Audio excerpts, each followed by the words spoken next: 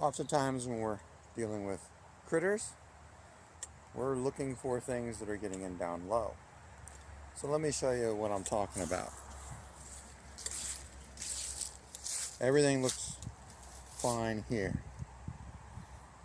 We got, grass and weeds and stuff up close to the house. And along here, nothing particularly unusual. If we go right here, there's an anomaly. So let's take a closer look. This is small. Only a small critter could do this. It's about the size of my hand. There's my hand. This dirt is polished. Now what I mean by polished, it's smooth, there's no weeds. Something's been going in and out of this spot quite a bit. We go right here, we got a crack. That crack is about 1.25 inches. Actually at the top it's a little wider. It's between 1.25 inches and 1.5 inches wide. So 1.25 inches at the bottom, 1.5 inches wide at the top. That is the perfect size gap for something like a red squirrel.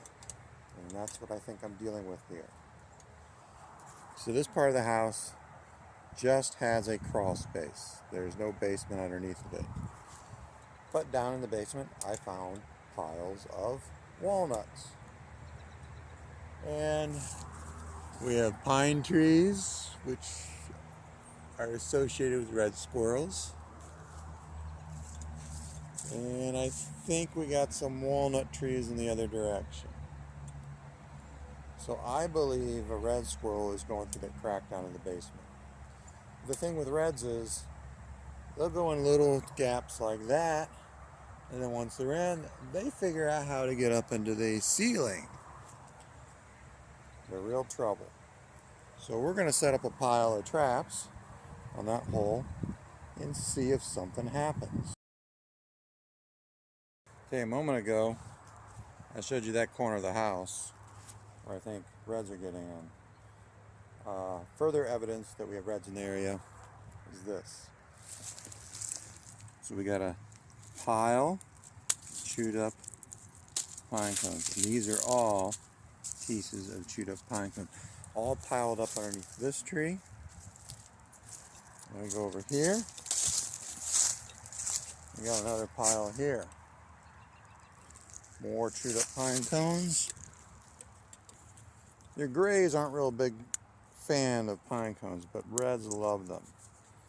And so what you'll typically find is you'll find this piles of debris in 1 or 2 locations, typically at the base of a tree. The squirrels aren't necessarily sitting on the ground. They're usually perched up above. They perch in the same spot, they chew, everything piles up on the ground. So I feel pretty good that we may end up with some reds.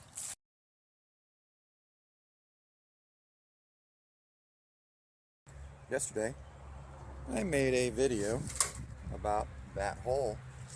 And look at what we got here. We got our notorious red squirrel.